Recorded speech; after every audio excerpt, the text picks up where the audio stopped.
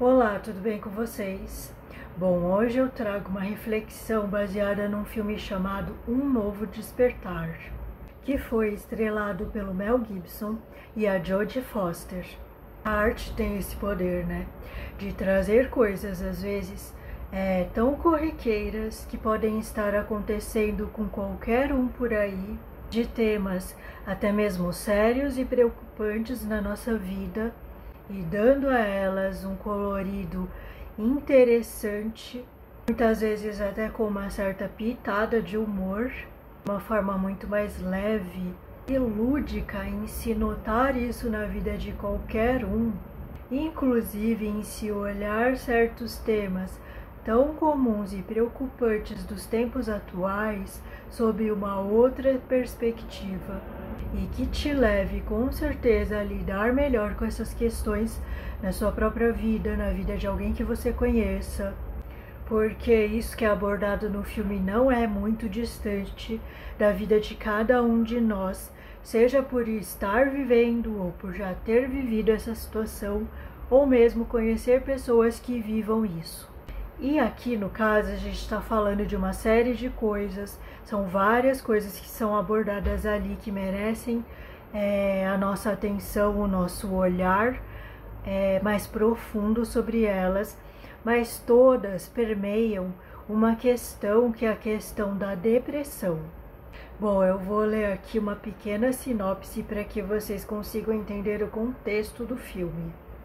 Walter Black é um pai que sofre de depressão, e em meio a uma séria crise de meia-idade ele encontra esperança através de um fantoche de castor que trata como se fosse real.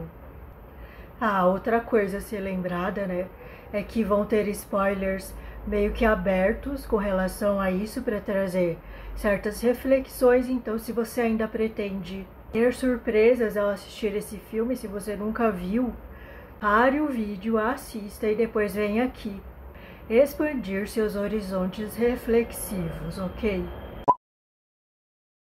Quero começar com uma frase que está logo no início do filme, que fala sobre uma sensação que a depressão e também coisas como o declínio da criatividade, essa sensação de automatismo, de mais do mesmo, que muitos de nós alguma vez na vida já enfrentou, ou enfrenta, ou enfrentará ainda, sente e que é muito comum na depressão, que diz assim: é como se tivesse morrido, mas sem o bom senso de levar o corpo junto.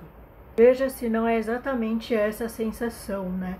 Um misto de cansaço, de estar se arrastando pela vida, sem novidades, sem aquela coisa boa, gostosa de se acordar de manhã e com aquela sensação de que o dia só começou e que você tem ainda muita coisa para se fazer de bom, sabe?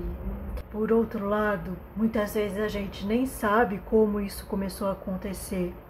Qual foi o momento exato, alguma ação, alguma situação ocorrida que fez com que a minha energia, por algum motivo, quisesse começar a declinar neste sentido.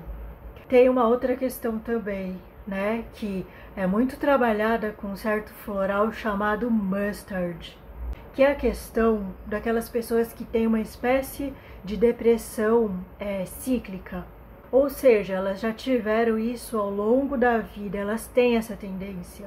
E muitas vezes não se percebem qual é o processo disso. Isso simplesmente vem e elas entram.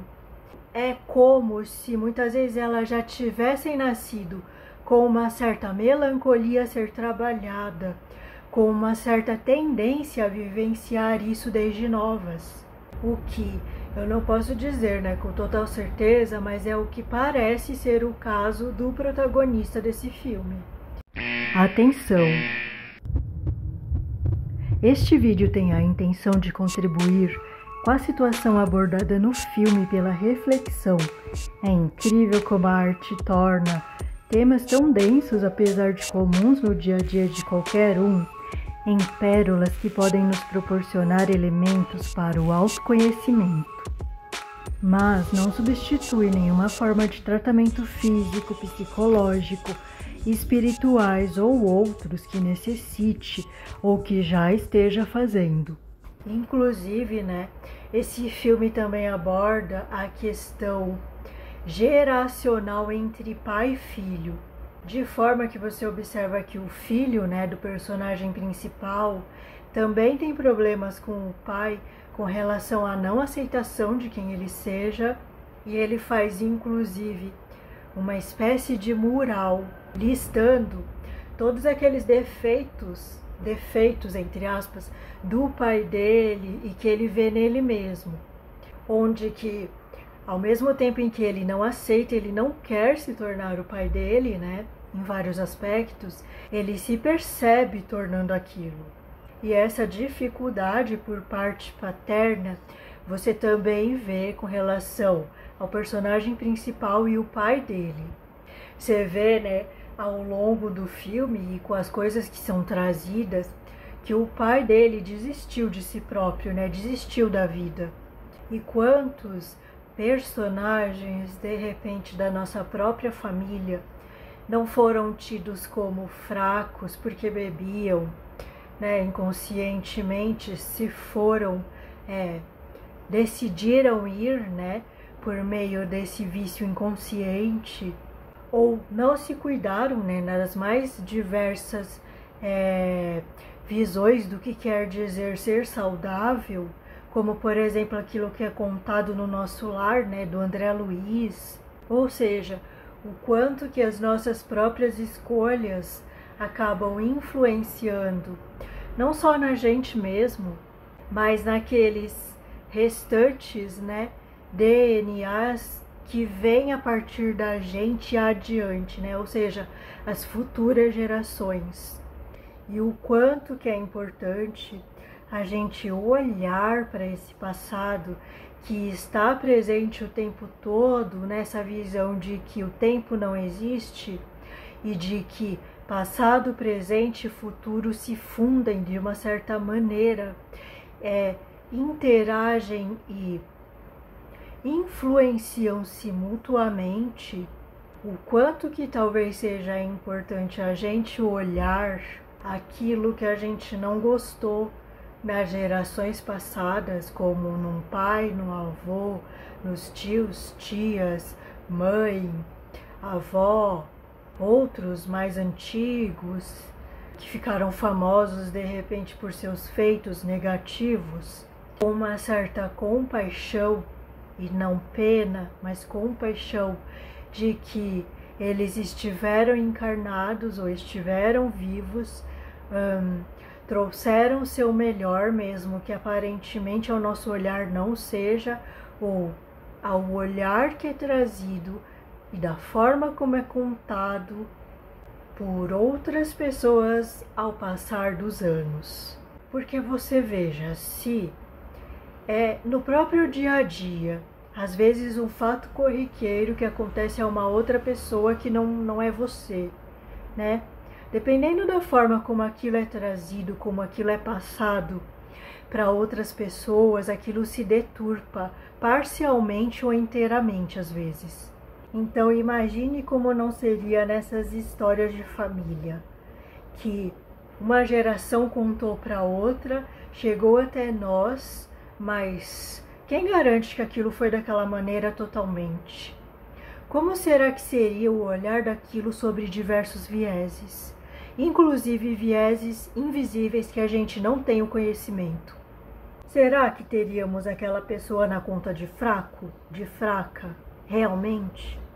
Por exemplo, alguém da sua família que você nem conviveu muito, você tem pequenos flashes da pessoa, mas a pessoa é tida como alguém fraco, que veio ou nasceu aqui de um outro país, mas a sua origem é um outro país.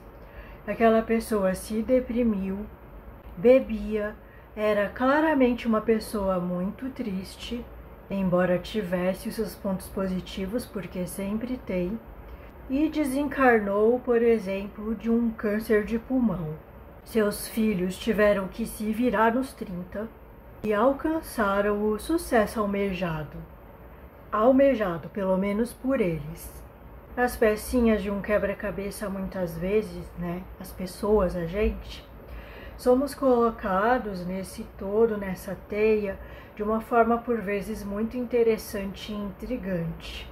Pessoas aparentemente com qualidades contrárias, com feitos aparentemente distintos e muitas vezes até contrários uns aos outros, acabam fazendo parte de um mesmo mosaico. E mesmo que aparentemente você não tenha nada a ver com aquilo, convém muito olhar com um certo olhar de profundidade, principalmente para coisas que nos incomodam muito. Dificilmente você não vai ter nada a ver com aquilo se aquilo está te incomodando.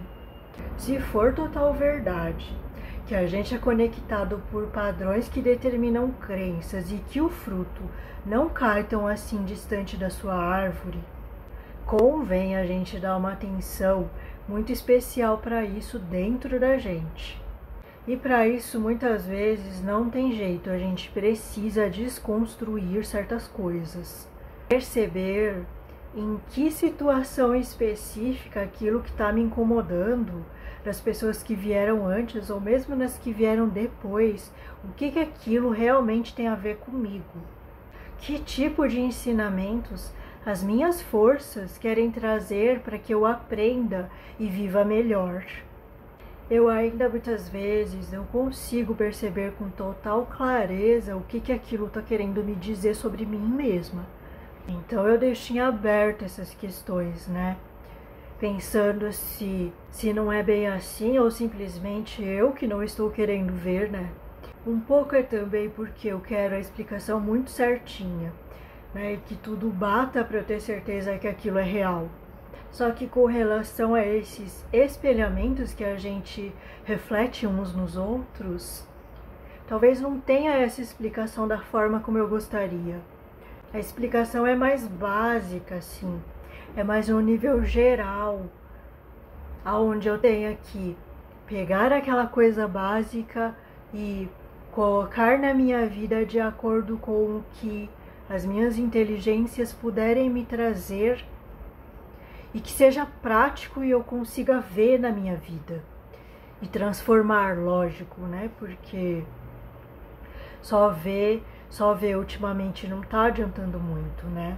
Acaba só acumulando cobranças e frustrações que, no final das contas, tornam o caminho só mais pesado do que deveria ser. Eu falei do desconstruir, né? Mas existe um personagem ali muito especial que eu já citei, que é o Castor, conhecido basicamente como o arquétipo do construtor, o edificador, o que faz as bases das coisas. Edifica, né? E traz essa força de autossustentação pra gente.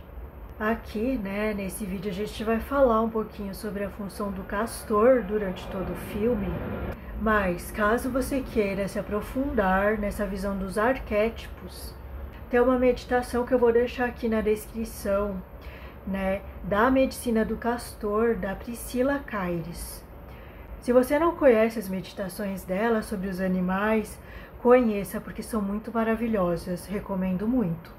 Mas no caso aí desse castor do filme, ele faz o viés disciplinado. No conhecimento do sincronário da paz, por exemplo, tem uma coisa que a gente chama de oráculo de destino.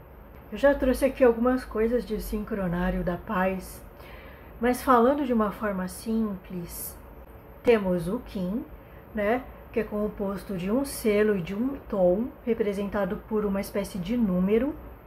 Selo enlaçador de mundos branco, mais o tom rítmico é igual ao Kim, enlaçador de mundos rítmico branco, que forma um arquétipo maior, que não é, mas para facilitar eu vou te dizer que é como se fosse o signo solar da astrologia, só para você ter uma ideia. Porque não dá para explicar um conhecimento complexo sem trazer certas bases, tá? Mas não é a mesma coisa. Esse arquétipo principal, central, é como se ele florescesse em diversas outras partes. No total de mais 4 partes que compõem, juntamente com esse Qin, o oráculo de destino de uma pessoa, que é baseado na data de nascimento dela. Tem um componente desse oráculo de destino que fica à esquerda, chamado de o nosso antípoda.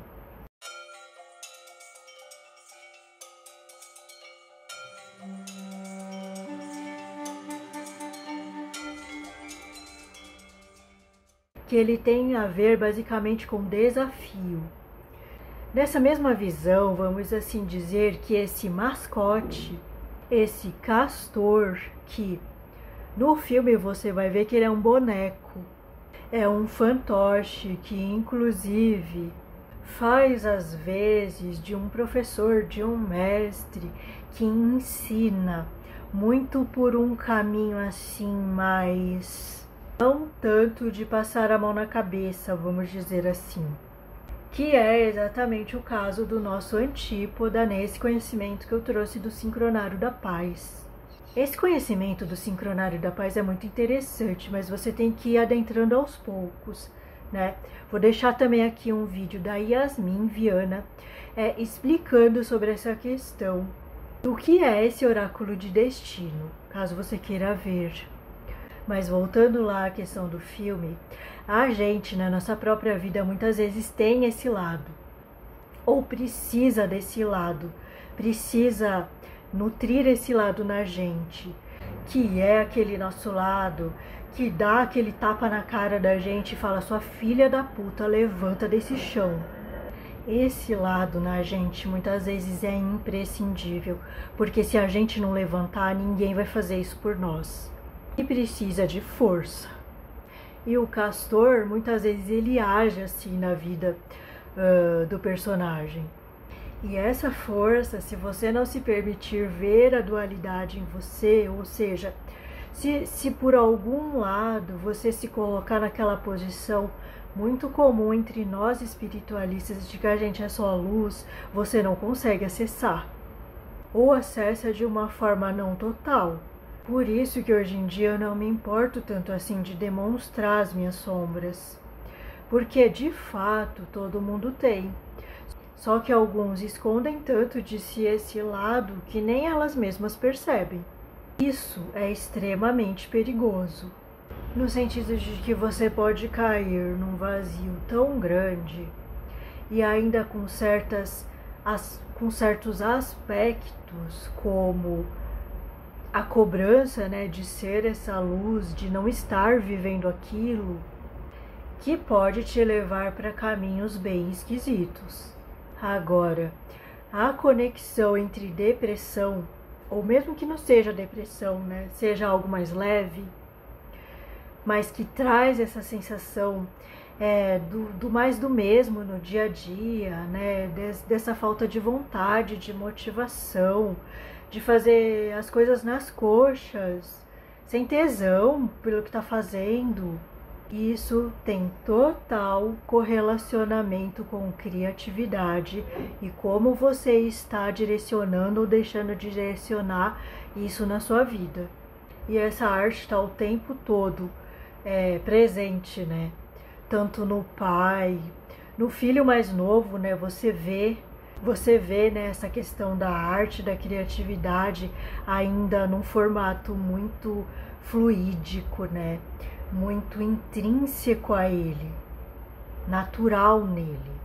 Você que estiver assistindo esse vídeo, que se identificar com aquele personagem daquele menino e lembrar: nossa, quando eu era criança eu era assim, hein?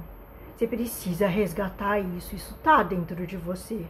Só que às vezes, conforme a gente cresce, aquilo vai sendo abafado por tanta coisa que não é a gente, que não faz parte daquilo que é natural na gente, medos, cobranças da sociedade, nossas mesmas, que a gente se deixa cobrar, preocupações de que a gente tem que fazer isso ou aquilo, que a gente acaba esquecendo isso.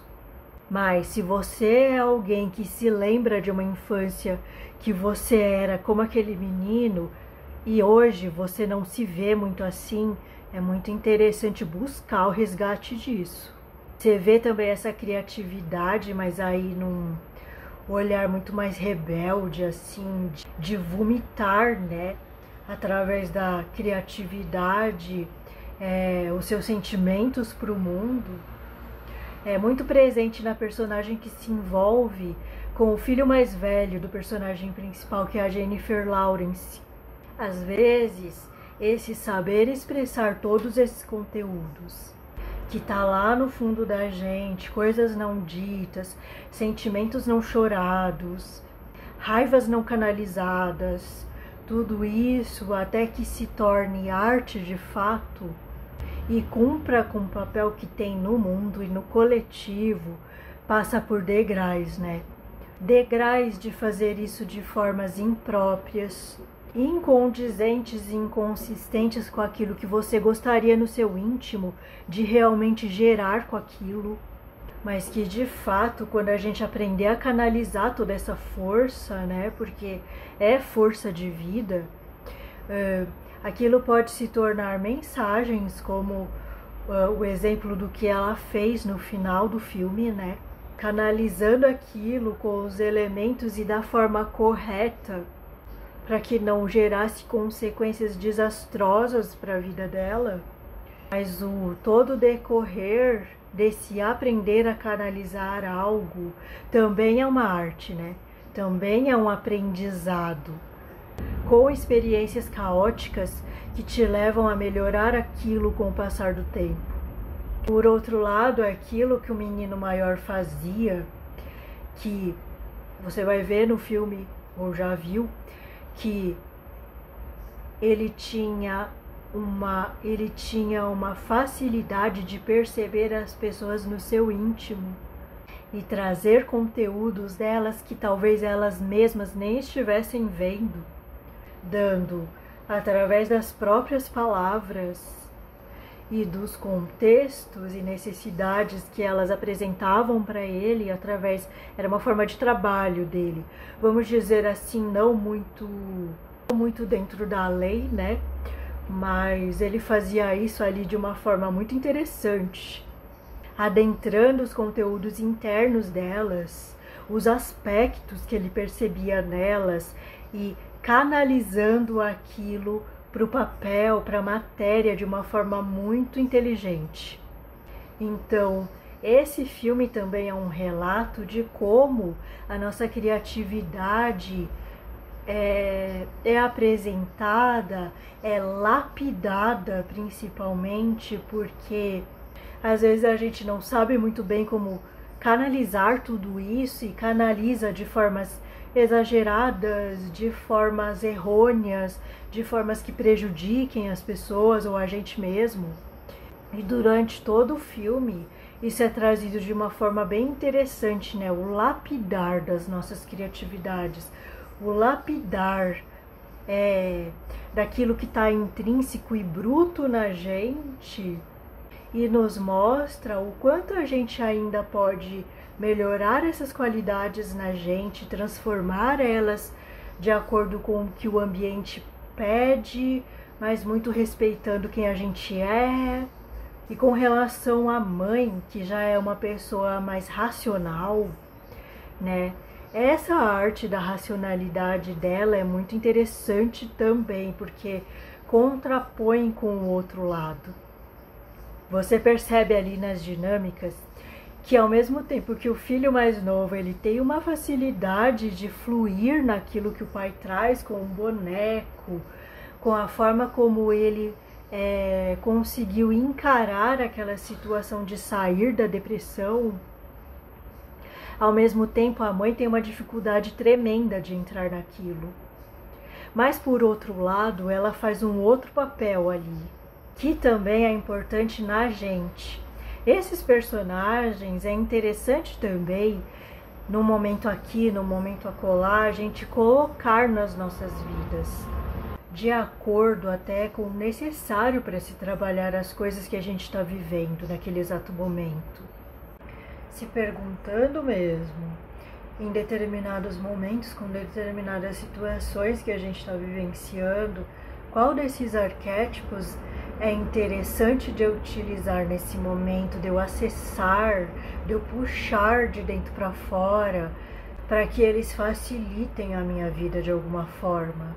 E também qual é o limite ideal, né, de eu trazer isso para minha vida.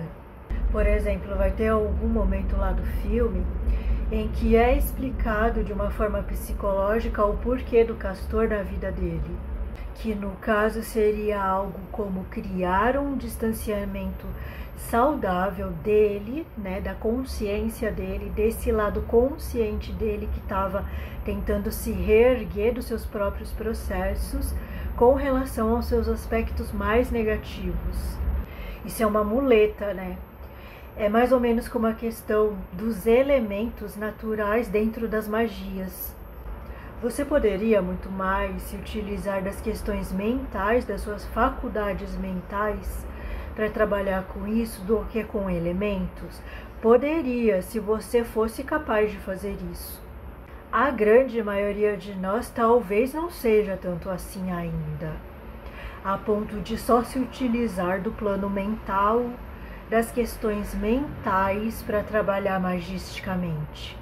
De forma que às vezes a gente até gosta, até prefere trabalhar com os elementos porque é algo palpável nas nossas mãos, do que simplesmente só imaginar, trazer a questão da visualização muito mais forte para as coisas, mas de fato acaba sendo uma muleta, né?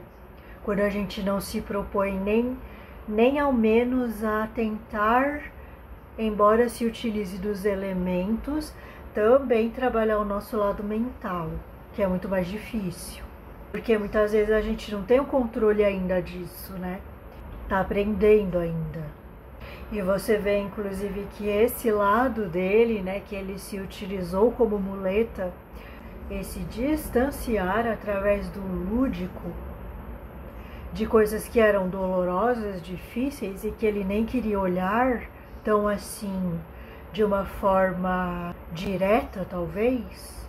Por outro lado, causava uma distância, né, entre ele e a mulher, porque ela não se importava, né, de ter ele ao lado dela, sem aquela capa criada através do boneco. Ela queria ele, na verdade, né? Só que dentro disso também, uma coisa que eu queria trazer para reflexão é uma coisa que esse lado racional tão exacerbado dela causava na relação, que é uma questão que muitos de nós acho que a grande maioria, não sei se tem alguém na face dessa terra que não faça isso, que é a questão do controle. Tem uma parte que ela fala algo mais ou menos assim: eu tô do seu lado, só que eu preciso ter certeza de que você também está ao seu lado. Quem, em santa consciência, passando por uma depressão, vai ter certeza que está do próprio lado? Na verdade, ele estava fazendo o melhor que ele podia, né? Até através dessa criatividade de trazer o boneco, né, para essa interação ser mais fluida e para ele poder sair daquela estaca zero, né, abaixo de zero que ele tinha se colocado, foi necessário essa questão, né? Aliás, eu achei muito interessante, né, a forma como o ator levou essa questão de fazer dois personagens ao mesmo tempo, porque ele não era só o personagem principal imitando um castor, né? Era como se houvessem duas personalidades dentro dele, lutando o tempo todo, criando condições, criando por meio de um subterfúgio temporário uma forma de se conectar com as pessoas que ele não teria sem aquele boneco. Então, a interpretação dele também contou muito ali.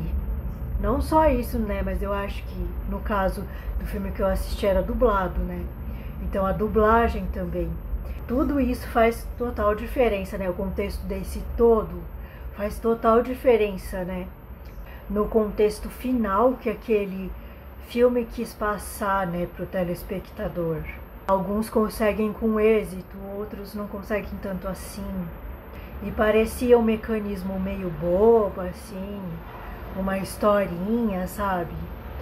Pra distrair de uma sessão da tarde. Mas eu imagino que não seja muito fácil não interagir dessa forma com esse primor, né? Pelo menos o que pareceu pra mim. Tem até um certo humor no filme, né? Como, por exemplo, naquela situação, vai falando de outro personagem que é o filho mais novo, aonde ele tá no carro com a mãe e ele conta o episódio de um bullying que ele sofreu na escola, até com uma certa pitada de humor, né? De um assunto tão sério, né? E que merece a nossa atenção por todos os vieses que estão ligados a isso. Meio que numa pegada assim de que é melhor rir do que chorar, né?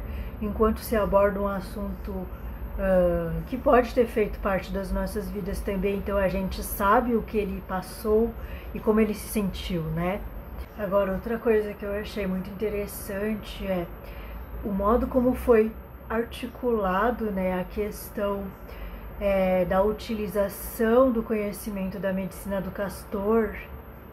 Durante todo o filme, assim, ele esteve profundamente presente nas questões, na questão da madeira, né, que tem lá no filme, a criatividade, a questão de que o grande antídoto, né, para ele começar a lidar de uma outra forma com essa questão da depressão que vinha de gerações anteriores, partiu muito do princípio de alguma forma dele se conectar ao grupo, né, à própria família, as pessoas da empresa, né, que ele liderava, que tem também muito a ver com o Castor, né, a questão do grupo.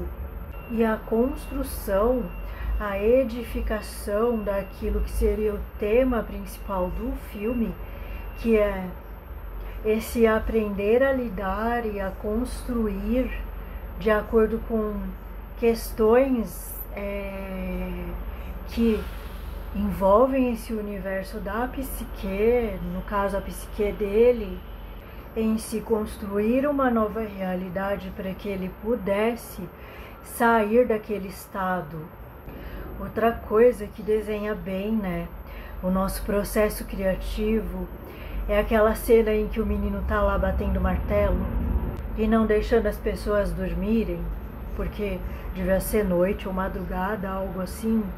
Mas é bem real o que é mostrado ali, porque um processo criativo não tem hora para ocorrer. Às vezes você está fazendo uma coisa nada a ver e te veio uma ideia que, se você não anota, você esquece. Então, na hora em que vem aquele insight, muitas vezes você não consegue simplesmente dizer vamos deixar para depois. Você quer pegar o papel e quer escrever na hora. Se for um processo de criação através de outras coisas, né, você quer pegar uma tela e pintar na hora que deu à vontade. E ao mesmo tempo é tão bom, né, a sensação que dá quando você tem um impulso criativo para qualquer que seja a coisa que você for criar nessa vida. Isso me faz pensar, né, que a gente precisa aprender a canalizar essa criatividade por um lado, né, e achar os meios, né, para não bloquear isso na gente. E de fato, né, quem tem esse lado criativo, como é mostrado no filme, igual do menininho, igual do pai, né, mesmo o outro filho mais velho que usava a criatividade de uma outra forma, precisa de fato estar sempre dando fluência, né, movimentação a isso. E mesmo quem tem outros tipos de inteligências, né, mais racionais, também precisam, né, dar vazão a isso da sua melhor maneira. Pessoas que têm inteligências racionais, acho que têm uma melhor fluência nesse sentido de que são organizadas naturalmente, são disciplinadas, né, não se perdem em meio aos devaneios e tudo mais. E eu vivo falando, né, da questão das qualidades aqui no canal, porque eu acho isso fundamental. Não é aquilo que você faz em específico, porque sua função no mundo pode ser desde a mais simples até mesmo aquelas mais amplas e consideradas pela sociedade como mais importantes. Mas a forma como você desempenha essas funções e como você coloca suas qualidades em ação durante elas é imprescindível. A gente pode ver nessa questão com relação àquilo que o filho mais velho fazia, né? Que ele se utilizava de uma inteligência, uma capacidade dele de ver o outro a ponto de conseguir transferir isso para o papel e em palavras e em percepções muito próprias da inteligência dele, que conseguia ver o outro e suas necessidades e aquilo que talvez estivesse escondido e que nem a pessoa visse, a ponto de conseguir construir trabalhos, né, que ele trocava por dinheiro, ou seja, ele fazia o trabalho dos outros alunos em troca de dinheiro, com uma visão especial, como se ele fosse a outra pessoa. E é lógico que isso não deu bom, né, no final, mas nos faz refletir que, de repente, por mais simples que sejam os seus tijolos, coloque você mesmo eles. Porque simplesmente o passo a passo que você dá, ninguém vai poder fazer por você e nem substituir superficialmente algo na sua própria vida. O que, no exemplo de uma questão de uma carreira não relevante socialmente, né, como acontece muitas pessoas se colocam abaixo nas funções, por mais simples que elas desempenham. De repente como uma vendedora, de repente varrendo o chão de uma empresa, nas mais variadas situações, mesmo como médicos, como advogados. Você vai perceber que a profissão não é nada. Em que sentido? O que vai fazer a diferença numa profissão ou no bom desempenho dessa profissão, com relação não só à realização pessoal de uma pessoa, como com relação também ao que ela entrega para o coletivo, mesmo sem perceber, é a pessoa. Por exemplo, você pode ir num lugar que presta um serviço e ser muito mal atendida por alguém. Você pode ir no mesmo lugar que presta serviços como aquele e ser atendida por uma pessoa que vê além daquilo que você busca.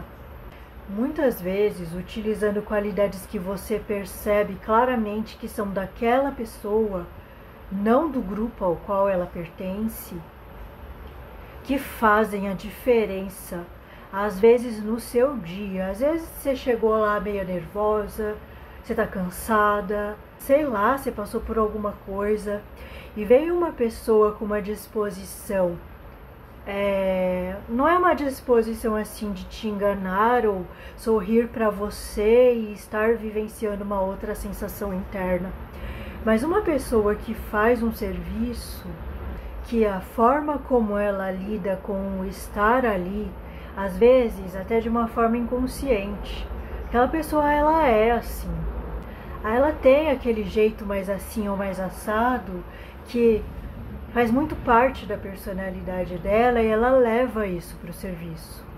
Pessoas assim, em todos os serviços, fazem total falta, porque preenchem necessidades além de uma questão racional de vim aqui, preciso fazer tal coisa, você tem este serviço, mas vai além disso, porque compartilha sem querer e de uma forma expressiva e natural aquele seu melhor, aquilo que é a sua qualidade, fazendo a diferença no viver das pessoas, no viver de si mesmo, de si mesma. Por outro lado, a gente também pode ter a mesma coisa, né, de alguém que te trata super bem ou de alguém que sabe o que está fazendo e faz além. Esse além não acho que eu devia trocar a palavra, não é bem além, assim, de fazer a mais, invadindo seus próprios limites, mas é uma coisa que falta no mundo, que é, independente de onde você esteja, é dar o seu melhor, mas o dar o seu melhor tem a ver com as suas qualidades, não tem a ver com se esforçar, não tem a ver com sofrer enquanto faz o serviço, tem a ver com expressar algo que é natural em você. Um exemplo, se eu tiver que ficar num servir ou num serviço ou numa função em que eu tenho que ficar abraçando as pessoas o tempo todo, eu morro. Agora, tem pessoas que têm esse dharma na vida. Tem uma pessoa, que eu esqueci o nome agora, que dizem que o abraço dela é um abraço curador. Acho que é Ama o nome dela, que é uma indiana que ela se dedica a abraçar as pessoas. Imagine a dimensão do que seja esse abraço. Não é simplesmente envolver com as suas mãos, com seus braços alguém, mas é envolvê-la com todo o seu corpo, com tudo aquilo que você, em todas as suas vidas, para quem acredita, né, nisso, juntou de conhecimentos, de sabedoria, de saberes, de entendimento do ser humano, e passar aquilo para aquela pessoa e falar assim, está tudo bem, através de um simples ato, mas que a qualidade com que a pessoa faz aquilo faz total diferença, a mulher se torna conhecida mundialmente. E não é pelo simples fato dela ser conhecida, dela ter sucesso, mas é pelo servir que ela está fazendo também. Porque para uma pessoa assim, muito provavelmente, não importa que ela esteja sendo conhecida. Aliás, importa que eu conheça muito mais gente, que elas venham aqui receber esse abraço e se sintam melhores naquilo que eu puder transferir através do meu abraço. Se trata disso.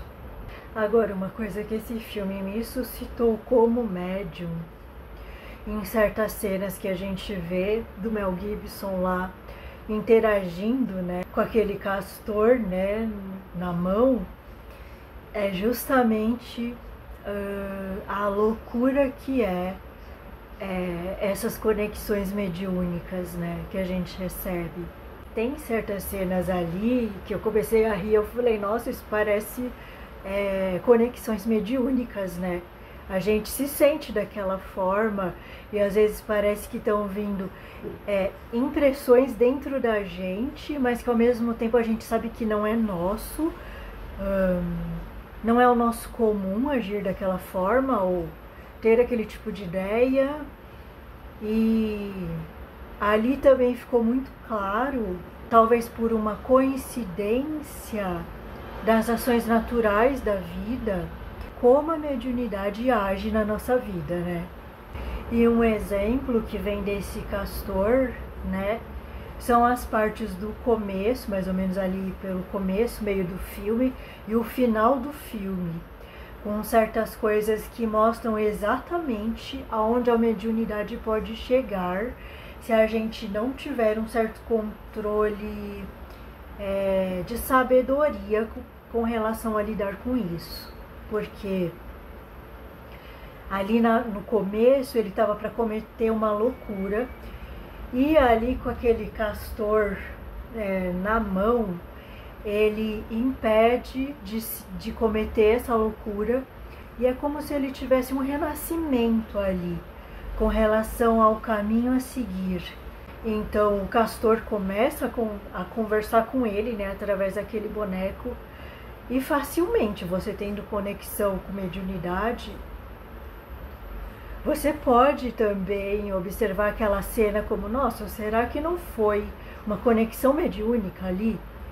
A gente sabe, né, que a espiritualidade usa dos elementos que a gente tem em mãos. Eles respeitam essa questão dos nossos limites. E de repente, por um outro viés ali, que a gente poderia observar com esse olhar mais espiritualista, de visão, a gente poderia dizer, né, que ele teve alguma intervenção ali que ajudou ele a não cometer aquilo. Na verdade, quando a gente olha uma situação assim, começam a pipocar, né, várias visões, vários vieses do que poderia ser aquilo. Não acho que é isso, né, que esse filme quis passar. Ele quis passar mesmo a luta de uma pessoa interna, né, para lidar com fatores que ela não via mais soluções, né, porque no início do filme conta, né, que ele tentou várias alternativas e que ele não estava conseguindo sair daquele estágio. E talvez aquilo realmente, né, foi um recurso psicológico de uma inteligência interna que ajudou ele a reconstruir a própria vida e reconstruir a forma como ele via as coisas através dessa muleta que foi o castor. Mas eu estava falando, né, da mediunidade, e tem essa primeira cena aí na qual ele se salva, né, entre aspas, porque ele estava bêbado, né, e ele ia fazer uma coisa inconsequente consigo, sem pensar assim muito. Acho que até por um impulso, assim, sabe, quando a pessoa tá assim meia no deixa a vida me levar de uma forma negativa. Só que aí depois no final mostra meio que uma cena dele fazendo um ato para se livrar dessa dependência que ele criou, né, desse personagem, desse boneco que estava na mão dele e dava a impressão que ele não conseguia tirar, né? Mas eu acho que é só uma forma de explicar, na verdade, né, que ele não conseguia se livrar psicologicamente daquilo, né, talvez. Sei lá também. Filmes assim suscitam tantas impressões em mim, de tantos vieses possíveis, que simplesmente eu não sei interpretar de uma só maneira. Então, eu vejo por esses vários ângulos e isso me faz lembrar um pouco a questão negativa da mediunidade. Quando você vira um fantoche, né? E não é difícil disso acontecer na vida de nenhuma pessoa.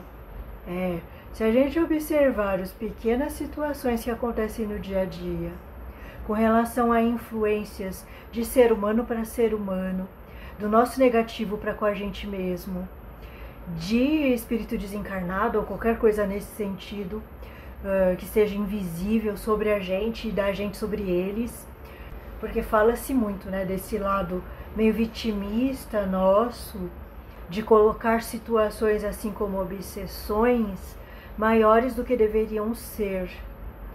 E por outro lado, tem uma coisa que algumas pessoas falam, mas não se fala tanto quanto se fala desse outro lado, que é a questão do encarnado obsediando o desencarnado. Então essas questões dessas más influências que a gente cria uns sobre os outros pela nossa própria ignorância, né?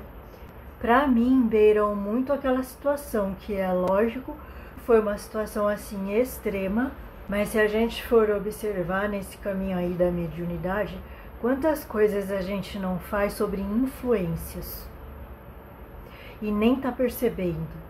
Quantas coisas não são potencializadas daquele local maltratado dentro de nós, que serve como base potencializadora de ações, né? Porque sempre se trata disso.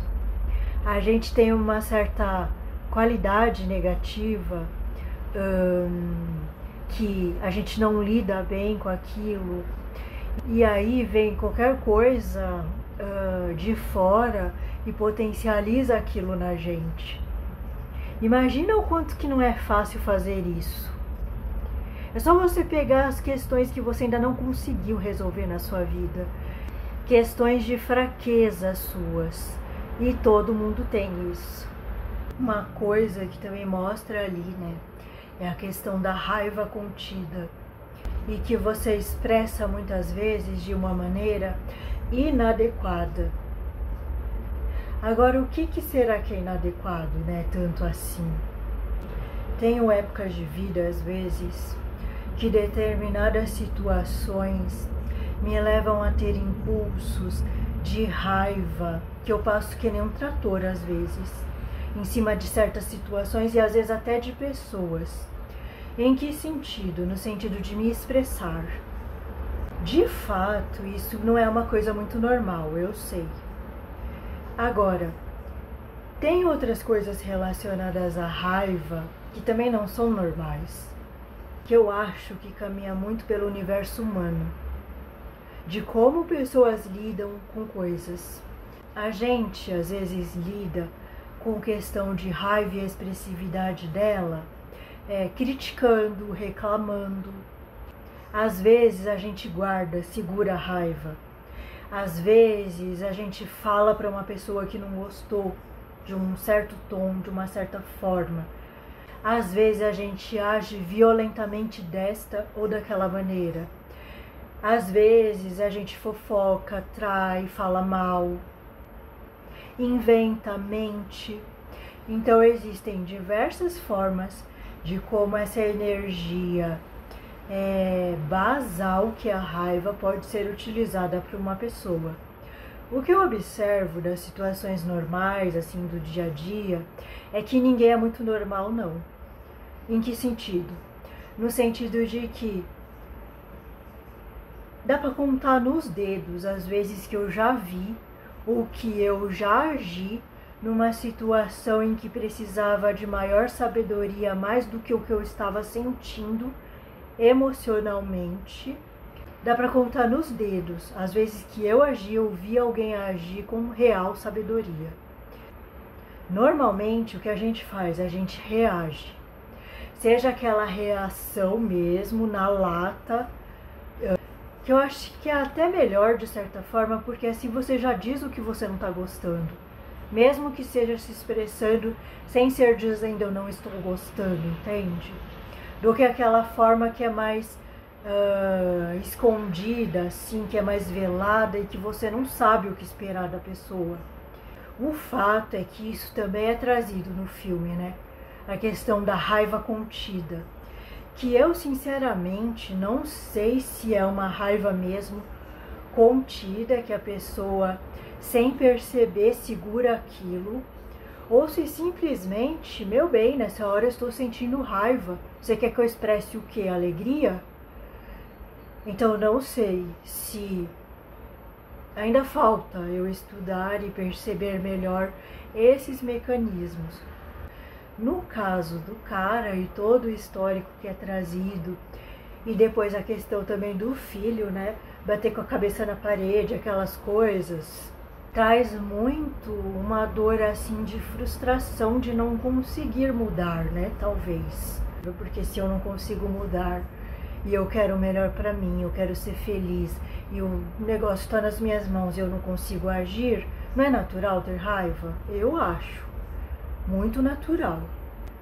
Agora, nisso que eu tô falando aqui, em tudo isso que eu trouxe desde o começo do vídeo, uma coisa que é essencial é a questão do desapego real, né, das coisas. Tanto com relação ao que a vida não vai ser perfeita tanto quanto a gente gostaria, como com relação a que as pessoas também não vão agir de forma perfeita. A questão de que não tem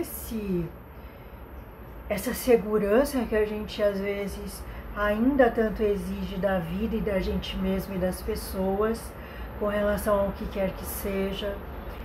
Ali também fala de uma coisa, principalmente no finalzinho do filme, naquela briga entre ele e o Castor, né, que era uma parte mental dele, se a gente for olhar por esse viés agora, para falar sobre isso, que é a questão dele não querer ajuda externa, né? E quantos de nós não age assim na vida, né? Às vezes por circunstâncias que a vida levou a gente a acreditar que a gente só pode contar com a gente mesmo e mais ninguém. Eu, de fato, não acredito que isso seja verdade. Devem haver pessoas que eu posso confiar nessa vida. Mas se a vida me trouxe a lição de que você tem que confiar muito mais em você do que nas pessoas de fora, até porque talvez pela sua visão, talvez pelas lições que você se propôs a passar, isso de fato seja para alguns realmente uma verdade incontestável. pela própria realidade, pelos acontecimentos e pela forma como se sente. E com relação a isso, né, não dá para se dizer que existe de repente um padrão correto, uma ação efetiva e correta a se tomar, mas parece mais ser uma decisão individual e em que o sentimento real daquilo que você vive naquele exato momento define. Não é algo que alguém toma essa decisão por você, porque isso é uma ilusão. A gente tem às vezes, né, na sociedade, nas relações, na família, muito uma questão de tentar decidir pelo outro o que é melhor para ele, mais que beira, né, as questões da dependência tóxica. O fato é que a gente ainda está aprendendo, né, com essa questão das relações humanas e como que a gente lida com isso no nosso dia a dia. Então a gente é criança nesse sentido, tanto na questão de ouvir demais ou ouvir de menos as pessoas, quanto na questão de dar os nossos pitacos ali na vida de alguém que a gente não está dentro da pessoa, não passou pelas situações que as pessoas passaram. Então a nossa tendência é olhar o que aquele indivíduo está passando pelo nosso olhar do que a gente viveu. E aí a gente julga, porque a gente está de fora da situação. A gente não está sentindo o que a pessoa está sentindo. A gente não teve as mesmas experiências e não reagiu da forma como a pessoa reagiu a elas. E algumas tantas vezes é tão difícil, né? A gente olhar de fora uma situação que a gente acha que tem uma solução para aquilo e de alguma forma a gente não querer compartilhar, né, das nossas possíveis soluções com aquela pessoa, grupos de pessoas ou situações. Eu, sinceramente, do ponto em que estou nesse momento, ainda não consigo ter uma visão totalmente clara sobre esse assunto. Mas o que eu vejo, principalmente sobre o que é mostrado no filme, né, daquela situação em específico do personagem, é que é um ponto que ele precisou chegar pelos seus próprios meios, pelos seus próprios aprendizados e a forma como ele via a vida. E de fato ele se permitiu aquela ajuda, né? Uma vez, né, eu vi uma canalização de Sananda falando sobre o que era ser terapeuta. Eu já tentei diversas vezes achar novamente essa canalização, mas até hoje eu não encontrei. Porque eu queria estudar, né, os pormenores do que ele falava. Mas a impressão que eu tenho hoje, né, é de que você não está aqui para ensinar ninguém, embora você ensine. Com seus próprios relatos e experiências e percepções que você tem através da sua própria vida nesse corpo. Às vezes uma coisa para mim parece óbvia, ao olhar isso num outro corpo que não sou eu. Eu, Vanessa, com o acúmulo de toda uma história, com certas percepções que tenho dessa mesma história, de coisas vividas, de qualidades minhas próprias que agiriam desta ou daquela maneira com devida facilidade e ainda sem as emoções próprias que aquele corpo, que aquela pessoa, que aquele indivíduo está passando, acharia facilmente as resoluções.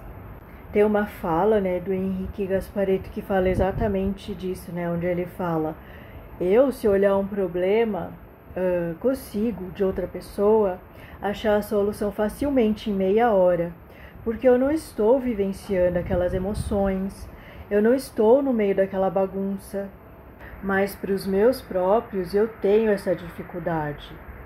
E eu me afinizo, né, com essa percepção dele, porque essa questão é muito verdadeira. Acho que também isso faz parte, né, dessa questão de espelhamento que exercemos e que temos uns sobre os outros, de forma que em determinadas situações um certo viés que alguém está tendo e vendo sobre mim pode sim me ajudar muito, e vice-versa. Já em outros, eu preciso encontrar meu próprio caminho, testando, conhecendo mais de mim, respeitando meus próprios limites, percebendo os meus reais sentimentos com relação a tal coisa. Talvez o grande desafio com relação a isso seja a gente realmente se perceber no sentido de nos ver quando estamos chegando no extremo oposto, tanto de uma como da outra forma. Ou seja, será que nesse específico quesito eu não preciso realmente de ajuda? Ou o extremo exato oposto, será que aqui eu não preciso caminhar sozinha? Essa resposta, só quem vai ter na própria vida é a gente mesmo, não tem jeito. A gente precisa, entre trancos e barrancos, entre erros e acertos, se auto-perceber nesse sentido, né? Porque veja, né? Quantas pessoas em clínicas, em reabilitação, em situações mil, entram e saem todos os dias das clínicas, dos lugares. Por quê? Porque ela em si não se convenceu disso, de que ela precisa realmente dessa ajuda. E muitas vezes nem quer. Muitas das vezes são colocadas, obrigadas a estar em lugares pelos parentes, pela família, que não sabe o que fazer com elas. E pelo que a gente conhece, né, de nós mesmos, né, de nós humaninhos aqui, com nossas qualidades, tanto positivas quanto negativas, para a maioria das pessoas é muito mais difícil que alguém se dobre, vença certas situações, muitas vezes, que envolve lidar com seu fisiológico, lidar com crenças profundamente arraigadas, se ela de fato não tiver decidido internamente aquele ponto de start da verdadeira mudança ou do começo dela. Uma vez, né, eu fiz uma pergunta para uma preta velha num terreiro, que era se era possível estar em casa e me desenvolver como se eu estivesse dentro de um terreiro. Ela, nessa sabedoria ancestral dela, né, ela não me deu uma resposta assim do tipo, sim, minha filha, é possível, ou não, não é. Mas ela me voltou para dentro. Em que sentido? Ela falou assim, olha, se você está me fazendo essa pergunta, é porque a resposta já está dentro do seu coração. E ela disse assim, pessoas têm caminhos diferentes, não é tudo igual. E ela falou assim, um dia, todas essas dúvidas que estão dentro de você nesse exato momento, e que você está fazendo essas perguntas para mim, você vai entender. Sabe aquela coisa de guia que fala, faz você pensar e refletir sobre seu próprio caminho, mas ele não te dá resposta, ele não fala sim ou não. Eu cheguei a conhecer nessa minha aventura umbandística 2 lugares físicos. Esse que tinha muita gira de pretos velhos, que é o Tuco, que fica lá em Diadema, e o Tuja, em Santos, litoral. Os 2 muito confiáveis, se você quiser, vá conhecer, ok? Eu sempre fui autodidata para as coisas e eu sempre gostei de descobrir as coisas muito ao meu modo. Já tive, né, em diversas religiões, mas sempre assim, muito de passagem, e aquilo que me instigava nelas eram coisas específicas, por exemplo, como um coral de um certo lugar, uma situação específica que aos meus processos internos e aquilo que era importante para mim representava uma morada, vamos dizer assim, por algum motivo. Mas nunca fui de ficar muito tempo em religiões. E na Umbanda, né, que foi a última religião assim que eu cheguei a ter um contato, de ir em terreiro, de estudar um pouco sobre os orixás e tudo mais, uma coisa interessante que eles me levaram é a fortalecer esse meu lado autodidata. Sempre no sentido de que essa fonte está em mim, não está entre 4 paredes, que eu preciso utilizar mais dos meus potenciais, que já estão em mim, intrinsecamente falando. Um dos motivos para eu ter criado esse canal é para utilizar um pouco mais desses potenciais e até mesmo dessa comunicação, a qual eu não utilizo tanto assim no meu dia a dia, para tirar um pouco das minhas ideias que ficam muito nesse âmbito aqui, né, mental, e colocar elas para o papel e dessa forma transformar em vídeos. E assim vieram também os guias personagens, que às vezes aparecem aqui, aparecem também no canal de cortes, trazendo suas mensagens, mas muito mais parte de uma coisa natural e prática do dia a dia, porque é assim que ocorre, através de papos mesmo, às vezes pensamentos que me vêm, intuições, inspirações, ou através da clareaudiência, das mensagens através da psicografia inspirativa, ou até mesmo da psicofonia, que eu acabo por transcrever muito a meu modo, em palavras, em criações e enfim, nos vídeos, né? Bom, então esse foi o vídeo de hoje, baseado nesse filme Um Novo Despertar. Vai ter uma segunda parte dele, porque esse filme me suscitou muitas reflexões. Já tem um rascunho do segundo vídeo escrito, com algumas outras questões que eu queria trazer, mas eu não quis colocar nesse vídeo porque ia ficar muito mais longo. E eu termino aqui esse vídeo compartilhando com vocês uma frase do Dr. Bá, dos Florais de Bá, que eu acho que tem muito a ver com esse tema aqui que eu trouxe, que é a seguinte: e embora em nossa mente física não possamos estar cientes do motivo do nosso sofrimento, que pode nos parecer cruel e injustificado, nossas almas, que são nós próprios, conhecem todo o propósito e estão nos guiando para que tiremos de tudo o máximo proveito. Até o próximo vídeo.